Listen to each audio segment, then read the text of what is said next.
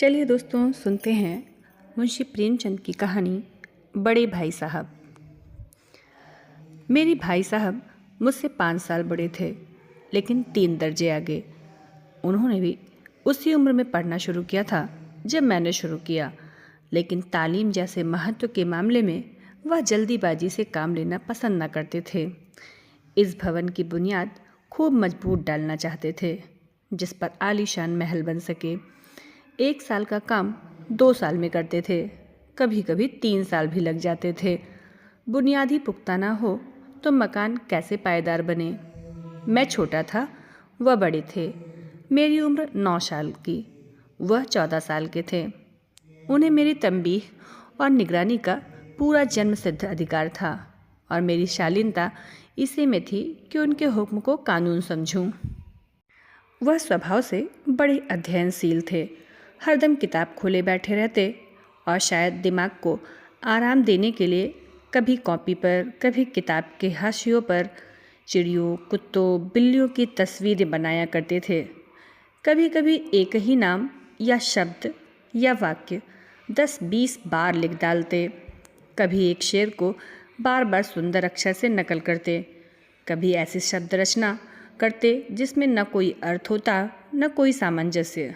मसलन एक बार उनकी कॉपी पर मैंने यह इबारत देखी, स्पेशल अमीना, भाइयों भाइयों, दरअसल भाई भाई, राधेश्याम, श्रीयुत राधेश्याम। 1 घंटे तक। इसके बाद एक आदमी का चेहरा बना हुआ था। मैंने चेष्टा की कि इस पहेली का कोई अर्थ निकालूं, लेकिन असफल रहा और उनसे पूछने का साहस ना हुआ। वह 9वीं जमात में थे और मैं 5वीं में। उनकी रचनाओं को समझना मेरे लिए छोटा मुंह बड़ी बात थी। मेरा जी पढ़ने में बिल्कुल ना लगता था। 1 घंटा भी किताब लेकर बैठना पहाड़ था। मौका पाते ही हॉस्टल से निकलकर मैदान में आ जाता और कभी कंकरियाँ उछालता, कभी कागज़ की तितलियाँ उड़ाता, और कहीं कोई साथी मिल गया तो पूछना ही क्या। कभी चहारदीवारी पर चढ़कर नीचे कूद रहे हैं, कभी फाटक पर वार, उसे आगे पीछे चलाते हुए मोटर कार का आनंद उठा रहे हैं। लेकिन कमरे में आते ही भाई साहब का रौद्र रूप देखकर प्राण सूख जाते। उनका पहला सवाल होता, कहाँ थे? हमेशा यही सवाल इसी ध्वनि में पूछा जाता था, और इसका जवाब मेरे पास केवल मौन था। न जाने मुँह से यह बात क्यों न निकलती कि जरा बाहर खेल रहा था। मेरा मौन कह देता था कि मुझे अपना अपराध स्वीकार है, और भाई साहब के लिए इसके सिवा और कोई इलाज न था कि रोष से मिले हुए शब्दों से मेरा सत्कार करें। इस तरह अंग्रेजी पढ़ोगे तो जिंदगी भर पढ़ते रहोगे और एक हर्फ ना आएगा। अंग्रेजी पढ़ना कोई हंसी खेल नहीं है कि जो चाहे पढ़ ले। नहीं, ऐरा गैरा नत्थू खैरा सभी अंग्रेजी के विद्वान हो जाते। यहाँ रात दिन आंखें फोड़नी पड़ती हैं और खून जलाना पड़ता है जब कहीं यह विधा आती है। और आती क्या है, हाँ, कहने को आ जाती है।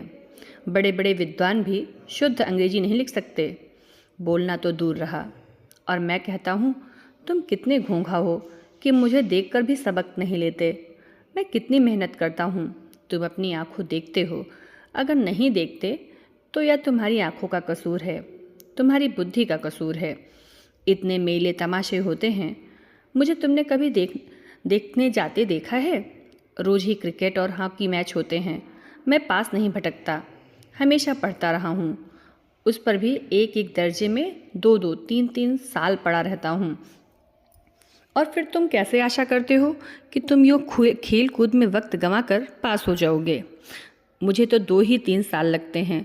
तुम उम्र भर इसी दर्जे में पड़े सड़ते रहोगे।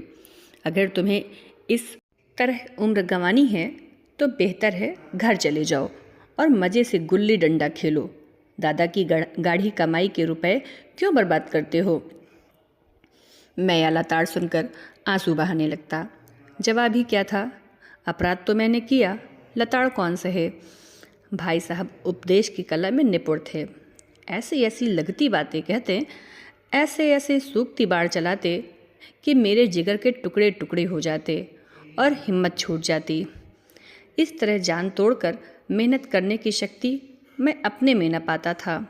और उस निराशा में जरा देर के लिए मैं सोचने लगता, क्यों ना घर चला जाऊं। जो काम मेरे बूते के बाहर है उसमें हाथ डालकर क्यों अपनी ज़िंदगी खराब करूं। मुझे अपना मूर्ख रहना मंजूर था, लेकिन उतनी मेहनत से मुझे तो चक्कर आ जाता था। लेकिन घंटे 2 घंटे बाद निराशा के बादल फट जाते और मैं इरादा करता कि आगे से खूब जी लगाकर पढ़ूंगा। चटपट एक टाइम टेबल बनाता, बिना पहले से नक्शा बनाए, बिना कोई स्कीम तैयार किए काम कैसे शुरू करूं। टाइम टेबल में खेल कूद की मत बिल्कुल उड़ जाती। प्रातःकाल उठना, 6 बजे मुंह हाथ धोकर नाश्ता पढ़ने बैठ जाना, 6 से 8 तक अंग्रेजी, 8 से 9 तक हिसाब, 9 से 9:30 तक इतिहास, फिर भोजन और स्कूल। 3:30 बजे स्कूल से वापस होकर आधा घंटा आराम, 4 से 5 तक भूगोल, 5 से 6 तक ग्रामर, आधा घंटा हॉस्टल के सामने टहलना, 6:30 से 7 तक अंग्रेजी कंपोजिशन, फिर भोजन करके 8 से 9 तक अनुवाद, 9 से 10 तक हिंदी, 10 से 11 तक विविध विषय, फिर विश्राम। मगर टाइम टेबल बना लेना एक बात है, उस पर अमल करना दूसरी बात। पहले ही दिन से उसकी अवहेलना शुरू हो जाती। मैदान की वह सुखद हरियाली, हवा के वह हल्के हल्के झोंके, फुटबॉल की उछल कूद, कबड्डी के वह दांव घात, वॉलीबॉल की वह तेजी और फुर्ती मुझे अज्ञात और अनिवार्य रूप से खींच ले जाती और वहाँ जाते ही मैं सब कुछ भूल जाता। वह जानलेवा टाइम टेबल, वह आँख फोड़ पुस्तकें किसी की याद न रहती और फिर भाई साहब को नसीहत और फजीहत का अवसर मिल जाता। मैं उनके साय से भागता, उनकी आंखों से दूर रहने की चेष्टा करता। कमरे में इस तरह दबे पाँव आता कि उन्हें खबर न हो। उनकी नज़र मेरी ओर उठी और मेरे प्राण निकले। हमेशा सिर पर नंगी तलवार से लटकती मालूम होती, फिर भी जैसे मौत और विपत्ति के बीच में भी आदमी मोह और माया के बंधन में जकड़ा रहता है। मैं फटकार और घुड़कियाँ खाकर भी खेल कूद का तिरस्कार न कर सकता। सालाना इम्तहान हुआ, भाई साहब फेल हो गए, मैं पास हो गया और दर्जे में प्रथम आया। मेरे और उनके बीच केवल 2 साल का अंतर रह गया। जी में आया भाई साहब को आड़े हाथ थो लूँ। आपकी वह घोर तपस्या कहाँ गई? मुझे देखिए, मज़े से खेलता भी रहा और दर्जे में अव्वल भी हूँ। लेकिन वह इतने दुखी और उदास थे कि मुझे उनसे दिली हमदर्दी हुई और उनके घाव पर नमक छिड़कने का विचार ही लज्जास्पद जान पड़ा। हाँ, अब मुझे अपने ऊपर कुछ अभिमान हुआ और आत्माभिमान भी बढ़ा। भाई साहब का वह रौब मुझ पर न रहा। आज़ादी से खेल कूद में शरीक होने लगा। दिल मजबूत था। अगर उन्होंने फिर मेरी फजीहत की तो साफ कह दूंगा, आपने अपना खून जलाकर कौन सा तीर मार लिया। मैं तो खेलते कूदते दर्जे में अव्वल आ गया। जवाब से या हेकड़ी जताने का साहस ना होने पर भी मेरे रंग ढंग से साफ जाहिर होता था कि भाई साहब का वह आतंक अब मुझ पर नहीं है। भाई साहब ने इसे भांप लिया। उनकी ससहत बुद्धि बड़ी तीव्र थी और एक दिन जब मैं भोर का सारा समय गुल्ली डंडे की भेंट करके ठीक भोजन के समय लौटा तो भाई साहब ने मानो तलवार खींच ली और मुझ पर टूट पड़े। देखता हूँ इस साल पास हो गए और दर्जे में अव्वल आ गए, तो तुम्हें दिमाग हो गया है। मगर भाईजान, घमंड तो बड़े बड़े का नहीं रहा। तुम्हारी क्या हस्ती है। इतिहास में रावण का हाल तो पढ़ा ही होगा। उसके चरित्र से तुमने कौन सा उपदेश लिया, या यूँ ही पढ़ गए। महज इम्तहान पास कर लेना कोई चीज़ नहीं, असल चीज़ है बुद्धि का विकास। जो कुछ पढ़ो उसका अभिप्राय समझो। रावण भूमंडल का स्वामी था। ऐसे राजों को चक्रवर्ती कहते हैं। आजकल अंग्रेजों के राज्य का विस्तार बहुत बढ़ा हुआ है, पर इन्हें चक्रवर्ती नहीं कह सकते।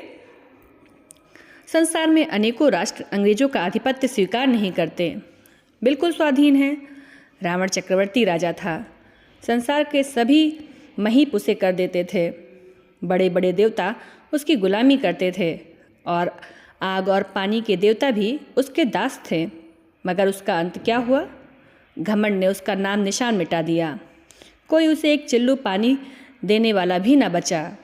आदमी जो को कर्म चाहे करे, पर अभिमान न करे, इतराए नहीं। अभिमान किया और दीन दुनिया से गया। शैतान का हाल भी पढ़ा ही होगा। उसे यह अनुमान हुआ था कि ईश्वर का उससे बढ़कर सच्चा भक्त कोई है ही नहीं। अंत में यह हुआ कि स्वर्ग से नरक में ढकेल दिया गया। शाह रूम ने भी एक बार अहंकार किया था, भीख मांग मांग कर मर गया। तुमने तो अभी केवल 1 दर्जा पास किया है और अभी से तुम्हारा सिर फिर गया। तब तो तुम आगे बढ़ चुके। यह समझ लो कि तुम अपनी मेहनत से नहीं पास हुए, अंधे के हाथ बटेर लग गई। मगर बटेर केवल एक बार हाथ लगती है, बार बार नहीं। कभी कभी गुल्ली डंडे में भी अंधा चोट निशाना पड़ जाता है, उससे कोई सफल खिलाड़ी नहीं हो जाता। सफल खिलाड़ी वह है जिसका कोई निशान खाली न जाए। मेरे फेल होने पर न जाओ। मेरे दर्जे में आओगे तो दांतों पसीना आएगा। जब अलजबरा और ज्योमेट्री के लोहे के चने चबाने पड़ेंगे और इंग्लिस्तान का इतिहास पढ़ना पड़ेगा। बादशाहों के नाम याद रखना आसान नहीं। 8 हेनरी को गुजरे हैं। कौन सा कांड किस हेनरी के समय हुआ, क्या यह याद कर लेना आसान समझते हो? हेनरी 7वें की जगह हेनरी 8वां लिखा और सब नंबर गायब। सफ़ा चट, सिर्फ भी ना मिलेगा, सिफर भी। हो किस ख्याल में? दर्जनों तो जेम्स हुए हैं, दर्जनों विलियम। कौड़ियों चार्ल्स। दिमाग चक्कर खाने लगता है, आंधी रोग हो जाता है। इन अभागों को नाम भी न जोड़ते थे। एक ही नाम के पीछे 2यम, तेयम, चहारम, पंचम नगाते चले गए। मुझसे पूछते तो 10 लाख नाम बता देता। और ज्योमेट्री तो बस खुदा की पनाह। आ ब जा की जगह आ जा बा लिख दिया और सारे नंबर कट गए। कोई इन निर्दयी मुमतहीनों से नहीं पूछता कि आखिर आ बा जा और आ जा बा में क्या फ़र्क है, और व्यर्थ की बात के लिए क्यों छात्रों का खून करते हो? दाल भात रोटी खाई या भात दाल रोटी खाई, इसमें क्या रखा है? मगर इन परीक्षकों को क्या परवाह। वह तो वही देखते हैं जो पुस्तक में लिखा है। चाहते हैं कि लड़के अक्षर अक्षर रट डालें, और इसी रटंत का नाम शिक्षा रख छोड़ा है। और आखिर इन बेसिर पैर की बातों के पढ़ने से क्या फ़ायदा? इस रेखा पर वह लंब गिरा दो तो आधार लंब से दुगना होगा। पूछिए इससे प्रयोजन? दुगना नहीं चौगुना हो जाए या आधा ही रहे मेरी बला से। लेकिन परीक्षा में पास होना है तो यह सब खुरापात याद करनी पड़ेगी। कह दिया समय की पाबंदी पर एक निबंध लिखो जो 4 पन्नों से कम न हो। अब आप कॉपी सामने खोले, कलम हाथ में लिए, उसके नाम को रोइए।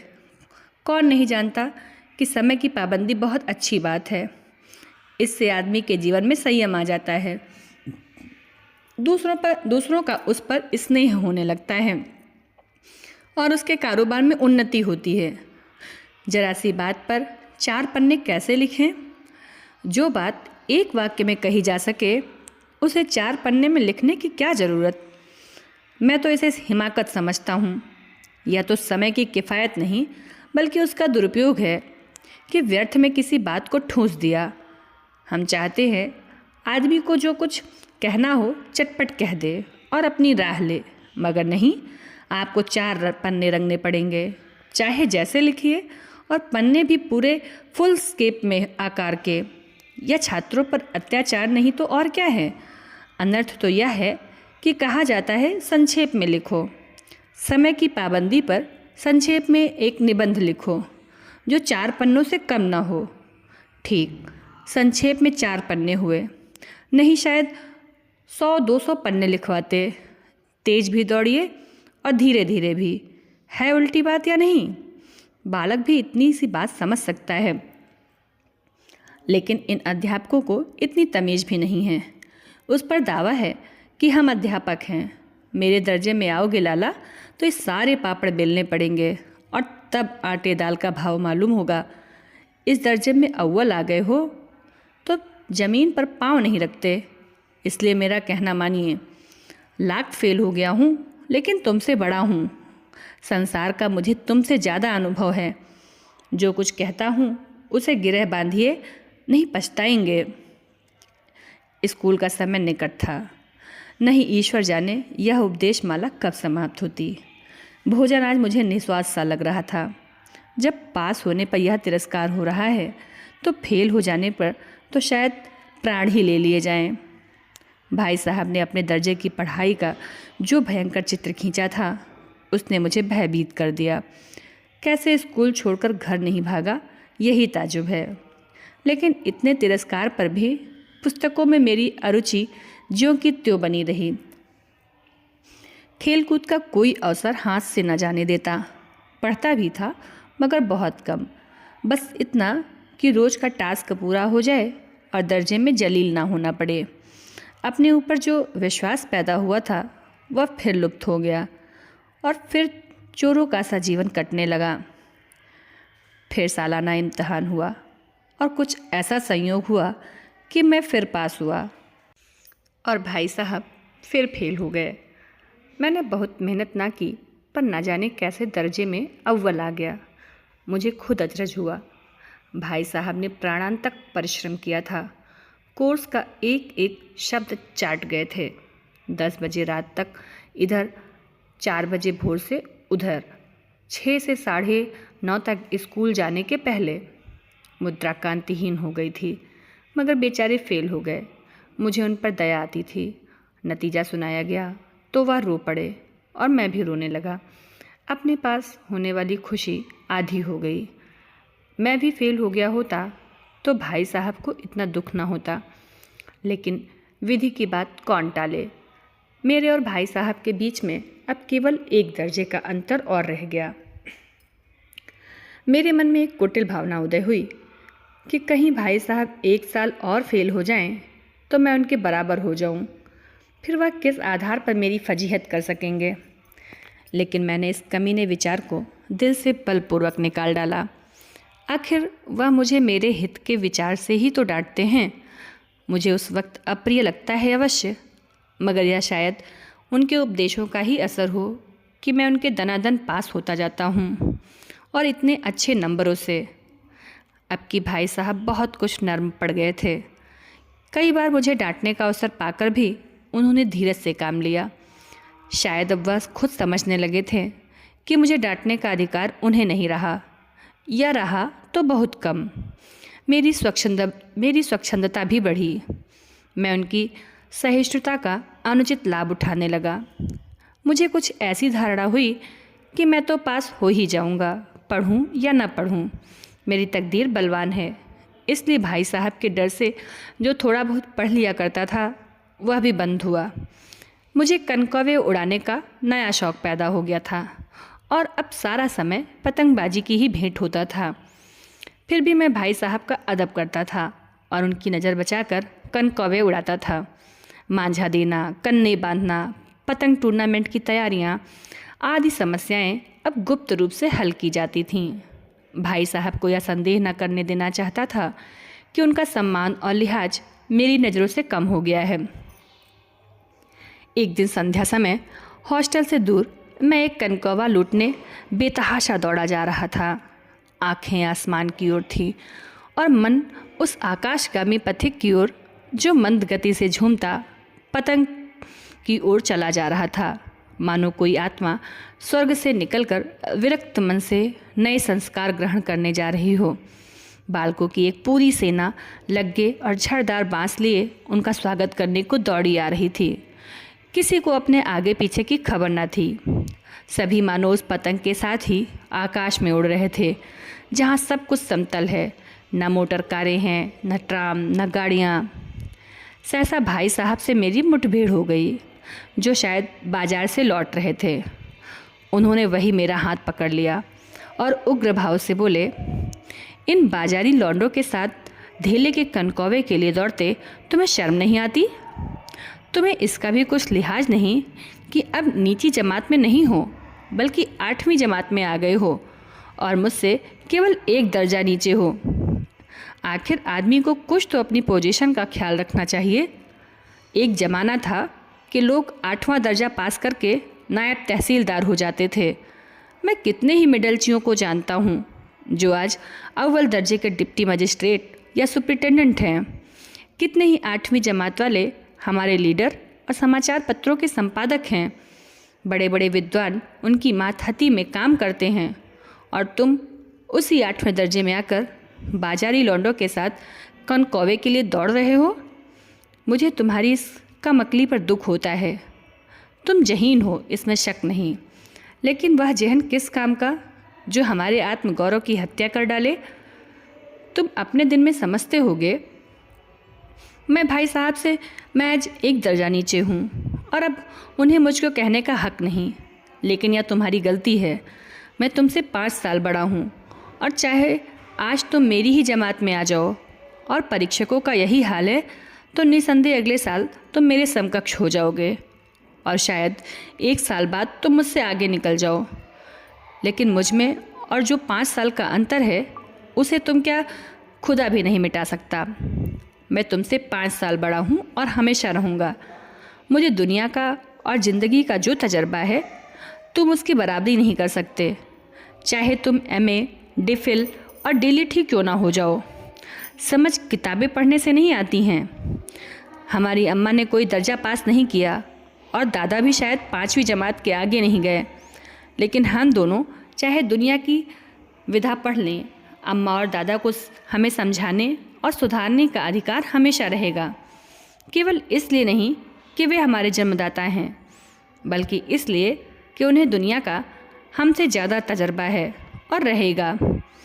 अमेरिका में किस तरह की राज व्यवस्था है और 8वें हेनरी ने कितने विवाह किए और आकाश में कितने नक्षत्र हैं, यह बातें उन्हें चाहे ना मालूम हो, लेकिन हजारों ऐसी बातें हैं जिनका ज्ञान उन्हें हमसे और तुमसे ज़्यादा है। दया न करें आज मैं बीमार हो जाऊं तो तुम्हारे हाथ पांव फूल जाएंगे।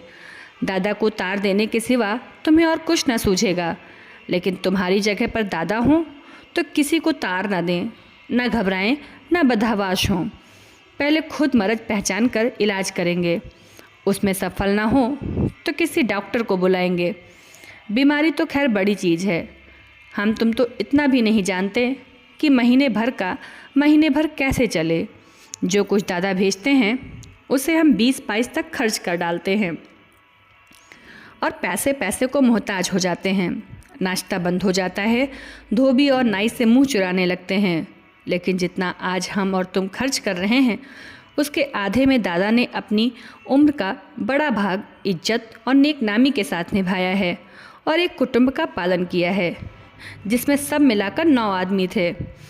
अपने हेडमास्टर साहब को ही देखो, MA है कि नहीं, और यहाँ के MA नहीं, ऑक्सफोर्ड के 1000 रुपये पाते हैं, लेकिन उनके घर का इंतज़ाम कौन करता है? उनकी बूढ़ी माँ। हेडमास्टर साहब की डिग्री यहाँ बेकार हो गई। पहले खुद घर का इंतज़ाम करते थे, खर्च पूरा ना पड़ता था, कर्जदार रहते थे। जब से उनकी माताजी ने प्रबंध अपने हाथ में ले लिया है, जैसे घर में लक्ष्मी आ गई हैं। तो भाईजान, यह ज़रूर दिल से निकाल डालो कि तुम मेरे समीप आ गए हो और अब स्वतंत्र हो। मेरे देखते तुम बेराह नहीं चल पाओगे। अगर तुम यूँ न मानोगे तो मैं थप्पड़ दिखाकर इसका प्रयोग भी कर सकता हूँ। मैं जानता हूँ तुम्हें मेरी बातें जहर लग रही हैं। मैं उनकी इस नई युक्ति से नतमस्तक हो गया। मुझे आज सचमुच अपनी लघुता का अनुभव हुआ और वह भाई साहब के प्रति मेरे तन में श्रद्धा उत्पन्न हुई। मैंने सजल आंखों से कहा, हरगिज नहीं। आप जो कुछ फरमा रहे हैं वह बिल्कुल सच है और आपको कहने का अधिकार है। भाई साहब ने मुझे गले लगा लिया और बाल कनकाए उड़ान को मना नहीं करता। मेरा जी भी ललचाता है, लेकिन क्या करूं? खुद बेराह चलूं तो तुम्हारी रक्षा कैसे करूं? यह कर्तव्य भी तो मेरे सिर पर है। संयोग से उसी वक्त एक कटा हुआ कनकवा हमारे ऊपर से गुजरा। उसकी डोर लटक रही थी। लड़कों का एक गोल पीछे पीछे दौड़ा चला आता था। भाई साहब लंबे हैं ही उछल कर उसकी डोर पकड़ ली और बेतहाशा होटल की तरफ दौड़े। मैं पीछे पीछे दौड़ रहा था। धन्यवाद।